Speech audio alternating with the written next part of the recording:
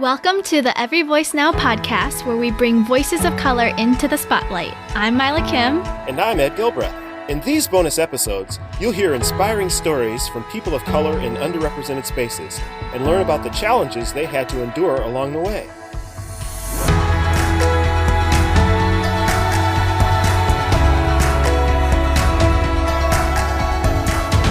Hello, everyone, and welcome to this special bonus episode of the Every Voice Now podcast.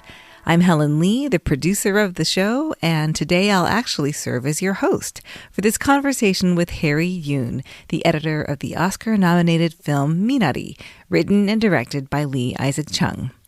Now, if you are a regular listener of our show, you know that normally we focus on IVP authors of color, but we also want to recognize excellence by people of color in other underrepresented areas through these bonus episodes. And to be quite honest, the Asian American community has been through quite the roller coaster this past week, from the highs of celebrating Minari's 6 Oscar nominations, including a number of historic breakthroughs for writing, producing, directing, and acting, but then to the lows of reeling from yet another series of attacks on Asian Americans, this week in Atlanta, which resulted in the deaths of 6 Asian women. For myself, I know, and for so many others this week, we've been experiencing and holding a great deal of pain and trauma, especially in places where we might be the only ones carrying that pain. So this is the reason why I'm so glad to be able to share this conversation with Harry at this particular moment. We actually recorded it before the Atlanta shooting, so those horrors were not part of the context of our discussion. But even so, I'm glad we can provide this to our listeners as one way to help us all heal from the hardship of this past week. You know, Minari as a movie and this conversation with Harry both serve to say that Asian American stories and Asian American people and their families matter. That there's dignity in the lives of each and every person, no matter their ethnic background. And that whatever evil is resident in our nation and in the world, and there's a lot, people of faith can create works of truth and beauty and goodness that can help overcome the darkness. So I hope you'll find this episode a source of encouragement and joy, especially if you're carrying any pain with you today from recent events or from this whole year of traumatic incidents. As for Harry, who you'll hear from in a moment, he's established himself as a gifted and trusted editor after decades of working in this industry. He's also been recently recognized by his peers, the American Cinema Editors, as a nominee for Best Edited Feature Film for his work on Minari.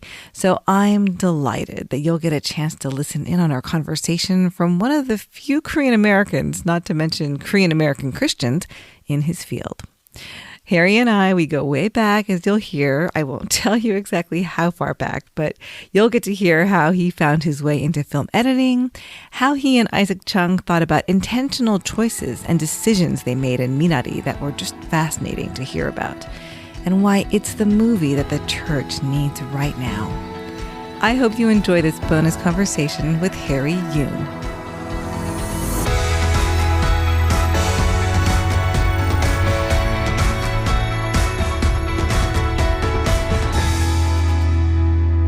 I am excited today to welcome Harry Yoon, editor of the critically acclaimed film Minari, to the Every Voice Now podcast today. Welcome, Harry. Thanks, Helen. It's so good to be talking to you today.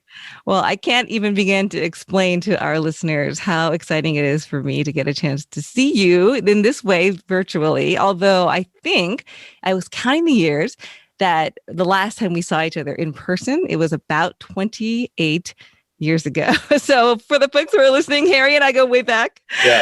We're college buddies. Williams College, yeah. From Williams College. And I have a little surprise for you if you don't mind taking a moment. I know those who are listening can't see what I'm about to show, Harry, but I have a couple of photos that I dug out from the archives. So the first picture that I'm showing Harry is a picture from Korean night at Williams College. So Harry and a bunch of our mutual friends are all decked out in traditional Korean garb. Yeah, I'm wearing my dad's hanbok. Oh, I love it. Yeah. That's hanbok.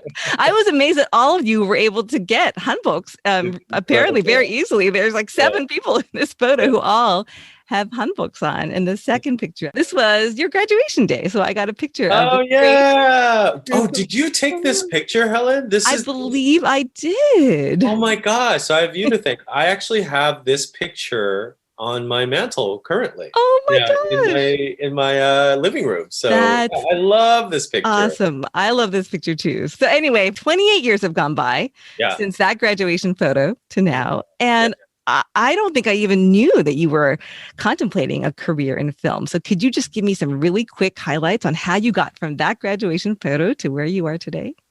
Sure. I mean, it was a bit of a meandering path. In my 20s, even when I was in school, I was very interested in film. But I think my 20s showed the ambivalence that I had to committing to a career in film, primarily because I'm an immigrant. I'm a child of first-generation immigrants, and seeing how hard my parents worked in their businesses to kind of sacrifice for opportunities here in the US, it felt a little selfish and a little reckless to choose a career in the arts. And so I kept trying to hedge my bets. So I actually did some work in tech as a project manager.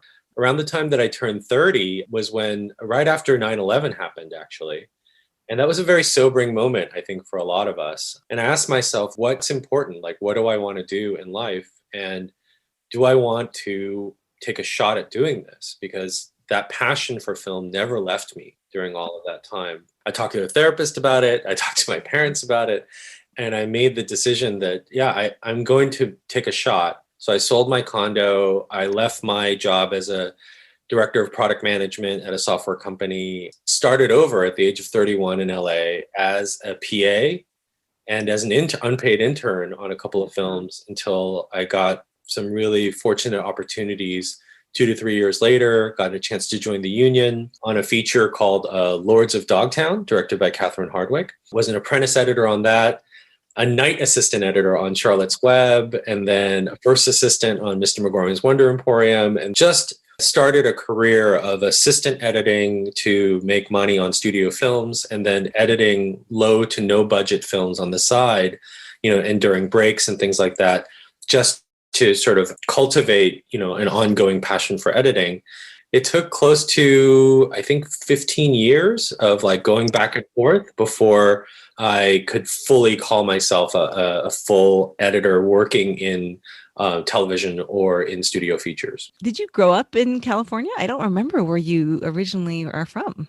Yeah, I'm from Northern California, the San Francisco Bay Area. So when we first immigrated, we moved into my uncle's house in Oakland and stayed in the Bay Area until I went to Williams. Okay. How old were you when you came over? I was 5 years old. So I was the age that David was in the movie when he moves to Arkansas. So I can very much identify with that kind of, I have no idea what this land is and who these people are.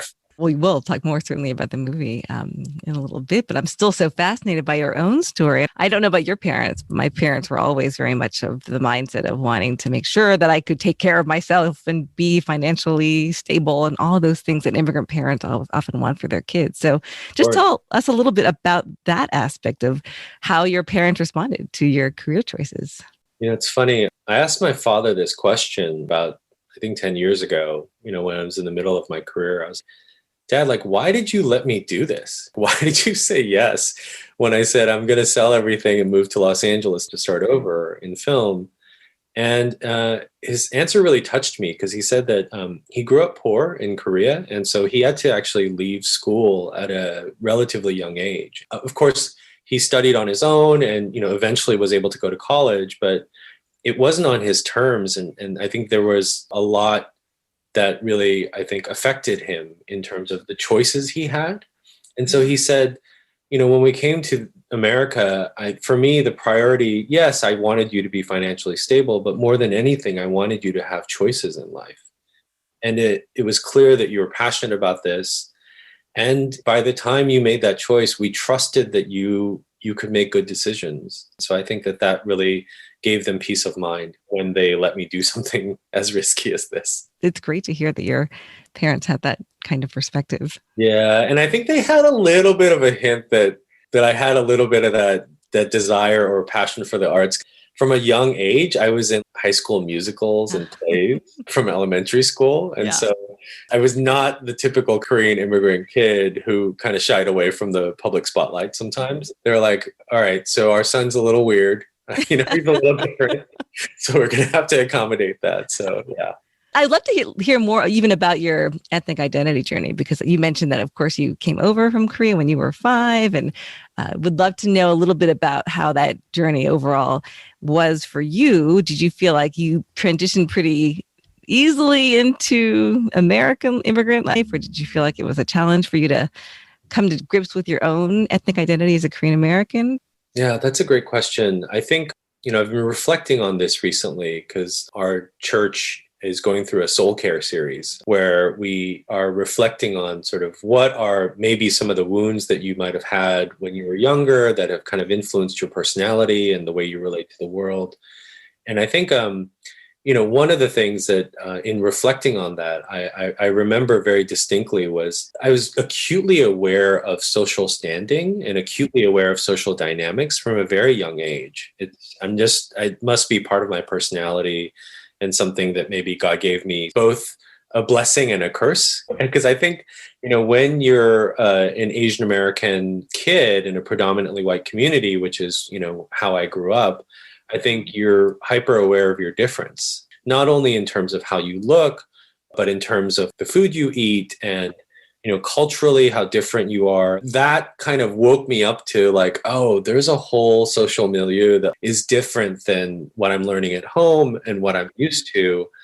And somehow I need to survive in this. And I think that's where my desire to perform, my desire to be funny, or my desire to be outstanding in front of my peers really came from, was to kind of compensate for this sense that I'm different. And often that difference translates into being less than, maybe not physically desirable, or maybe not culturally desirable, or not having the qualities that are cool. That was something that I think really motivated me to make up for it in some ways. And I think that insecurity and stuff led to some good things, but it also led to, I think, ultimately some wounds that I needed to heal from as I became an adult and as I started to interact with the rest of the world. For me, that healing has really become complete, I think, only after I returned to the church after basically a 20-year absence. And so, so really embracing an identity in Christ that gives me a different foundation to build things on, I think has been, the capstone of that process. And I'd love to know from your perspective, has it been a lonely journey for you as a person of color, as Korean American, in this vocational path of film editing, or is it starting to grow and become more diverse, or what's been your experience on that front? As you start getting into more name brand networks, more studio projects, there's definitely a lack of diversity, especially as I was coming up. But I think, as I mentioned, growing up as a kid with that kind of acute social awareness, I always knew how to blend in to different social milieus. So, for example, when I was Key Club president in high school, I needed to have lunch with Kiwanis members, so I would go into a lunchroom at the American Legion or something like that, right? And then have my mashed potatoes and chicken fried steak or whatever, right? And then just be able to like crack dad jokes with 40-year-old white men, when an 18-year-old Korean American kid. So like, I had learned to kind of speak and interact with people who are different than me. And so that wasn't as difficult for me, just because, again, sort of having recognized early on how important it is to, I guess, code switch, and how making people being able to kind of speak their language, whether it's through humor or through a common love of film or whatever, makes them feel like, oh, okay, I can collaborate with this person. Those kinds of social skills, actually, I would say, if you think about technical skills and social skills, I would say it's at least 50-50. And as you start rising in the industry, those social skills and to be able to sort of navigate difficult, personalities or navigate difficult personal situations politics, things like that, they actually are more important than the baseline technical skills that you have. Well, we are going to take a quick break, but when we return, we'll talk more about Minari specifically and why this is the movie that the church needs now more than ever. Stay tuned.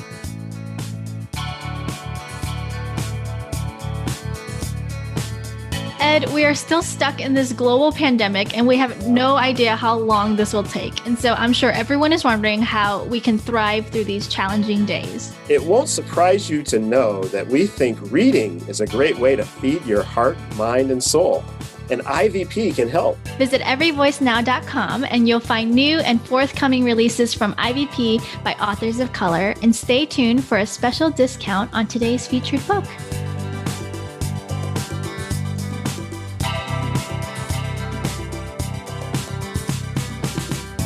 You're listening to the Every Voice Now podcast, and I'm Helen Lee. I'm talking today with our special guest, Harry Yoon, and let's turn now to the topic of Minari. I heard you say in another interview that you felt like you were born to edit this film. Was there a sense of relief getting a chance to not have to code switch as much for a project like Minari? Just talk to me a little bit about some of the things that have been uniquely different about your experience with editing this project. Yeah, I think from very early on, the fact that it was a Korean-American producer, Christina Oh, who kind of put the band together. She's at Plan B, which is Brad Pitt's company, and produces some of the most amazing content in film. Like they did 12 Years a Slave, for example. And to have someone, a colleague that has, paid her dues and is in that position and has wonderful taste. And she's also, I think through Providence, had met with other Asian American, particularly Korean American artists in their own respective crafts. For example, Young-ok, who is our production designer, the previous year had done The Farewell. Susanna Song, costume designer, and Julia Kim, our casting director. Just being able to recruit so many Korean American department heads. And most importantly, obviously, is Isaac Chung, our writer-director, to focus on this Korean-American story where there didn't need to be any kind of cultural translation happen. We all knew in our bones and through our experience what was true north in terms of how the film should feel and look and how the performances should be and the rhythm of the language and what the costume should look like or what the trailer should look like. For example, Young-ok, she's amazing. There's a scene which is the shot is not in the film, but I remember very distinctly one of the first scenes they shot was when Jacob puts his roll of money back into the dresser after he's just bought a tractor, and his wallet falls open, and in the wallet was an old Price Club card from the 80s, and I was just like, oh my gosh, where did you find a Price Club card? For your younger listeners, Price Club is what became Costco, but it was called Price Club in the 80s.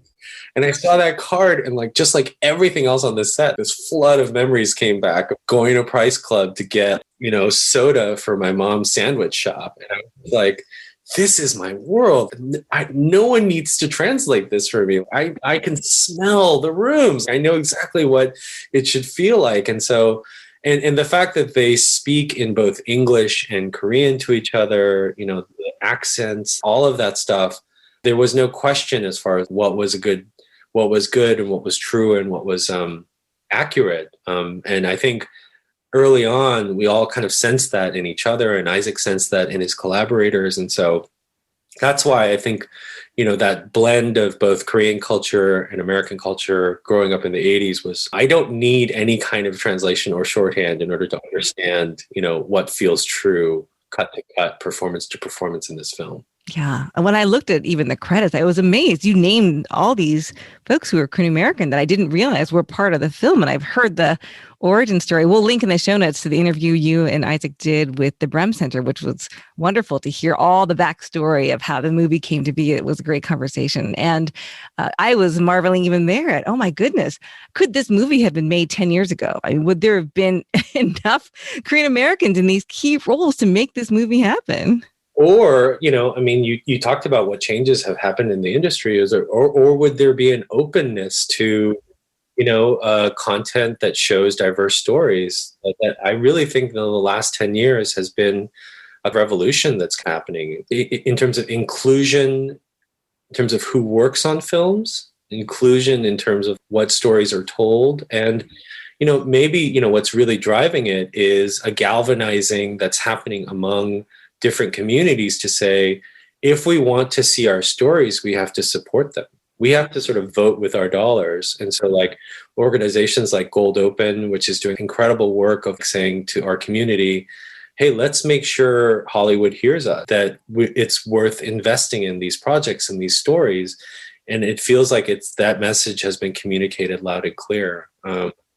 And then, having something like a film like Parasite sort of win so well in the Academy Awards last year, I think it just whets the appetite of different producers and companies to say, oh, okay, Asian American content is something, or Asian content is something that's viable. We're recording this before Oscar nominations are coming up, but I'm really curious to know, is that something you've been thinking about at all, given the fact that Minari has gotten already so much attention and various awards? I know you've been nominated for the American Cinema Editors Award, and all these great things are happening. So we'd just love to hear your thoughts on any and all things Oscar related. I was talking with Isaac about this, and, Emil, our composer, and it just feels a little dreamlike. It feels a little surreal. I think we're so incredibly grateful for the regard that we've been getting from colleagues and peers and stuff like that. But I think more than anything, I think what has been just as touching, if not more, is hearing from friends and family and even strangers of what the film has meant to them, particularly the stories of, I watched this with my parents and they love the movie too, or I watched this with my kids and was able to tell them what my childhood was like. And I really feel like hearing those stories are what are kind of blowing us away. And if the accolades and things increases the audience for the film and increases chances for the film to bless families and people like that, I think that's the real reward. Obviously, when you start off in your career, this is kind of what you dream of. But I think it has already, for all of us, had the incredible benefit of increasing the kind of projects that are interested in us and interested in the opportunities that we have. So we feel like no matter what happens, we've already benefited from it. If my mom can brag to her alumni group about a nomination, then, I'm happy for it. I mean, because she's so cute. She's just been like, oh my gosh, I'm hearing from Mrs. Lee and Miss Park and if it gives my mom bragging rights, then yeah, let's do it. I'm totally down for it. I would love to even get a nugget of insight into what it's like, to be an editor of a film and make the choices you have to make. I was begging them for a nighttime establishing shot of the trailer. And unfortunately, the only time they could get to it was after the electricity had been unplugged.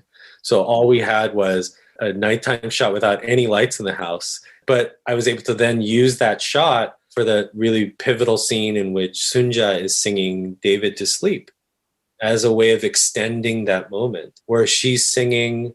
I allow her to continue singing. And then, we cut to the outside and I put in a little bit of a push out just to sort of extend the mood of that moment. And so that's just an example of, as an editor, as you're putting things together, you start to see like, okay, there are tools and pieces that I can use to extend time or shorten time to create meaning from juxtaposition, things like that.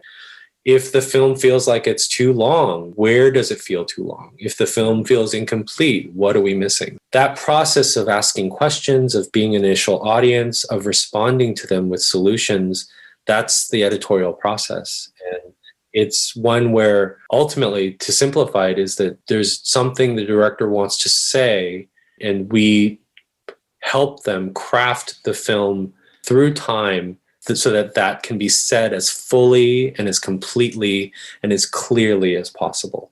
One of the things that I remember reading in the reviews of Minari is that so much is actually not explained, and that was meant as a positive, that you all didn't necessarily dwell so much on some of the cultural particularities. You just assumed that the audience would understand as they went along. So I'm curious to know how much of that was a deliberate choice and a deliberate conversation to just, we're going to center the experience of this particular Korean immigrant family. And if people don't quite know what these things are that they're looking at, they'll figure it out. Well, I think when something is good, you lean into it. And I think what makes an audience lean into something is when they have to catch up to stuff, whether you have to catch up to plot, or you have to catch up to, wait, where is this character emotionally at this point? You know, sometimes you have to catch up to what's going on culturally too. And I think that that's what draws you into the screen. You want people to have questions to draw them into and to make them notice and to make them pay attention to small details. Because I think there's real delight in those details. And I think that that was our goal in the cut, and that was our goal in telling the story, was when you explain things too much, you lean back. When there's questions and you have to catch up to it, I think you lean in. And I think that what's wonderful is that when people have been leaning into this film, they not only sort of see a Korean family, but they see things that remind them of their family. You know, I've been hearing from so many people to say, yeah, my grandmother was not a typical grandmother. You know, my grandmother, was not the storybook grandmother either. We watched wrestling too, know, or my grandmother taught me how to gamble, or like my parents fought in that particular way, or like I had a relationship with my brother in the same way. When you lean in, I think you start to fill in the gaps, not only of that person's story, that particular story, but I think you're encouraged to fill in the gaps with your own story as an audience member. So I think that's what ultimately makes something good and absorbing and interesting. And you make a great point, because I think sometimes when I hear critiques about why do we need to focus so much, especially in this current season, on topics related to race and ethnicity, that seems to be taking us away from unity, and it's dwelling too much on diversity. I actually feel like what you've just said makes the opposite argument, which is that as we lean into our unique particularities, there is something that happens that binds us in a universal way. And I feel like that's a really interesting paradox there, that as you've told this wonderful, unique, particular story of this one unique Korean immigrant family, there are universal themes that somehow have radiated out and connected people who are not, Korean immigrant and Korean American. So that's been really wonderful to see that dynamic happening. Absolutely. It fascinates me because I feel like, why would such specificity evoke memories that feel universal? And I don't think that a generic American experience exists. But I think what seeing specificity, something that feels true, particularly when it's grounded in character. That moment when Sunja is unpacking her suitcase for Monica, it's not like other families unpack red chili flakes or dried anchovies in their suitcases. But everyone has had the experience of having a taste from home, whether it's in a care package or in something that a family member cooks for you. And the way that smell can evoke such emotions. And so to see Monica start to cry when she smells the true anchovy flavor and what that feels like, the specificity of that, the truth of that, it's not the detail itself, but when it's tied to character and relationship, I think it reminds you of the way you relate to people, the way that you relate to home, the way you relate to a family member. It unlocks that truth and it unlocks that identification. And it's only specificity that can do that. And I think there's also this moment when Yeri Han, playing Monica, sees her mother for the first time in however many years. She says, "It must have been so hard for you to travel so far." And the way she says that line, there's a whole history of being alone, of being separated, of all of the trials of immigrant life, and you don't even have to be an immigrant to feel this. There's such truth in that reading where that simple line communicates that experience of being separated from the people you love in your home and things like that. That really struck me. So many times I would be watching footage or dailies and I would just start to cry because it would remind me so much of not only my experience, but empathetically, hopefully, what I, was intuiting of my parents' experience. How have your parents responded to the movie? Because of COVID, we wanted to be extra safe. My dad has some health conditions and stuff, which make them especially vulnerable. Thankfully now they're vaccinated, so praise God. But at the time when it came out, unfortunately, I just had to sort of talk them through opening up a link on their computer to watch a screener of it. And they sort of gathered around their iMac together at the desk to watch it. But yeah, and then they called me afterwards and they were so moved and so proud. And it really felt like a watershed moment for us, just because I think I personally, this was the kind of story that I had always dreamed of working on, through the work, to be able to honor who they were and the story of that first generation. To have them to be able to see it and to feel seen was an incredible moment. You're a man of faith as well as Isaac. And I just was curious to know how much you were able to talk about how much or whether to include explicit Christian symbolism and references in the movie. There was actually even more. There was a kind of magical real aspect, which I think Isaac shot some of, but wasn't quite there. Like Jacob talks about the farm and that land being Eden, But I think we only, stayed with the things that felt ultimately organic to what was working in the film. And this was this sense of this family story and how they're relating to each other and how they're intuiting, what's going on with each other, and ultimately how they are both the sort of the brokenness and the salvation for each other, which is true of all of us. So that's kind of the heart of the film. But the other thing that we were careful to do, I think, was to not make faith caricatured in any way. For example, Paul is a really great example of that, where he's kind of idiosyncratic and definitely sort of far afield of how he practices his faith. And for some people, when he starts praying in tongues, they're just like, oh my gosh, who is this guy? And they become a little bit afraid of him. And, it's so fascinating because I've heard so many people say yeah, when I first, saw Paul, I thought he was going to sabotage the farm. That kind of behavior can be, for some people, be so alienating, but ultimately, we wanted to show the complexity and the nuance and the depth of each individual within the story. And when you get to that moment where Paul he's looking up at the sky after the crops have started growing, and, he just sort of raises his hand, in a sign of gratitude. We wanted to dignify that moment to say, this is faith, it can feel alienating, but it can also be this really beatific thing. It can also be this really thoughtful, poignant thing. And so I think what governed Isaac's vision of how he wanted people portrayed is that even the people who are maybe racially insensitive at the church, they're shown in their complexity, right? Those interactions are not just one thing. The same kid who says, why is your face so flat, becomes David's best friend, and invites him over for a sleepover. I think that was the guiding principle that Isaac had, was to show that parents aren't just parents.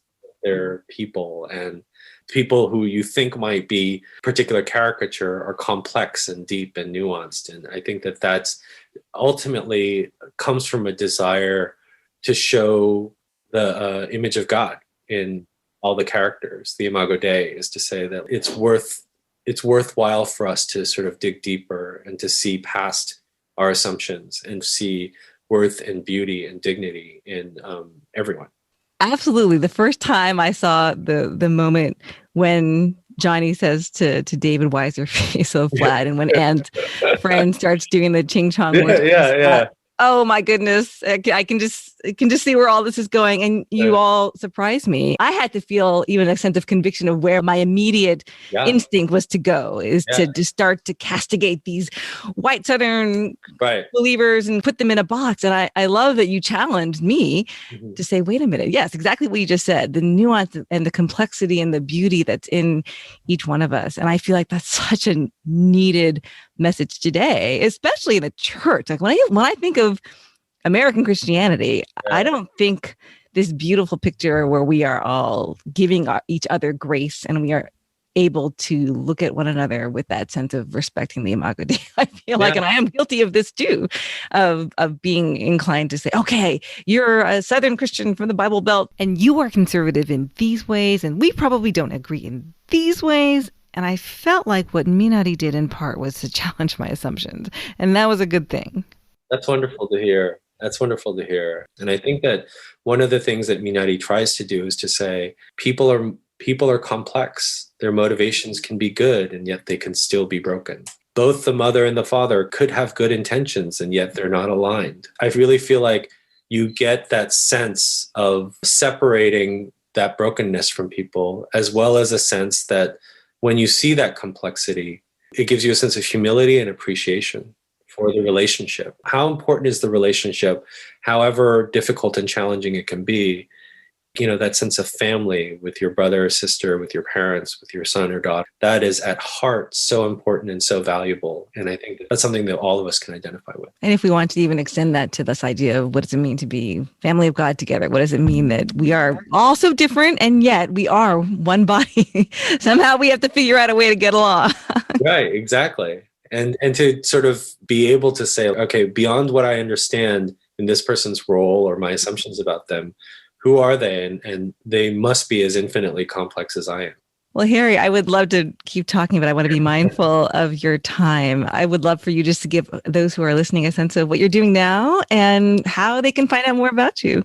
Sure. I am now working on another feature. It's a kind of a departure from Minari. It's a Marvel film. Nice. Yeah. And so I'm one of the editors on a film coming out called Shang-Chi and the Legend of the Ten Rings. Oh, of course. Yes, with Simu Liu. Yeah. Yes. So he'll be the first Asian American superhero in the MCU. So we're very excited about that. Oh, I didn't know you were working on that project. That's awesome. I'm feeling very, very blessed. And the other thing that I'm doing is I'm serving as we're calling it an evangelist for a site called sidetime.com.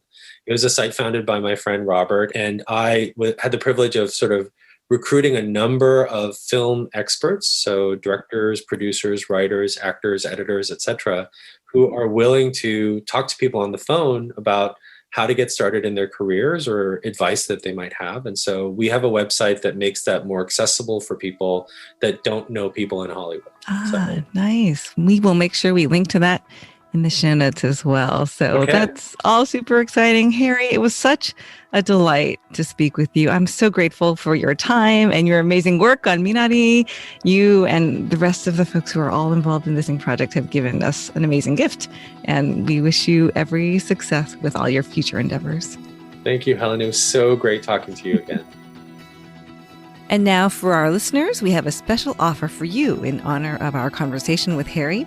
You can use the code EVN40 at our website, everyvoicenow.com, to get 40% off and free U.S. shipping on all the books you see there on that page, plus the wonderful book Movies Are Prayers by Josh Larson. If you love the movies and you want to read a great book that integrates Christian faith and a love for film, this is the book for you, so check it out. Thanks for listening to this bonus episode of the Every Voice Now podcast. Our producer is yours truly, Helen Lee. Our sound engineer is Jonathan Clausen, and our regular hosts are Mila Kim and Ed Gilbreth, who you'll hear again in Season 2. If you enjoyed this episode, we would love it if you would share it and check out all of our previous conversations from Season 1. And stay tuned for the next season of Every Voice Now.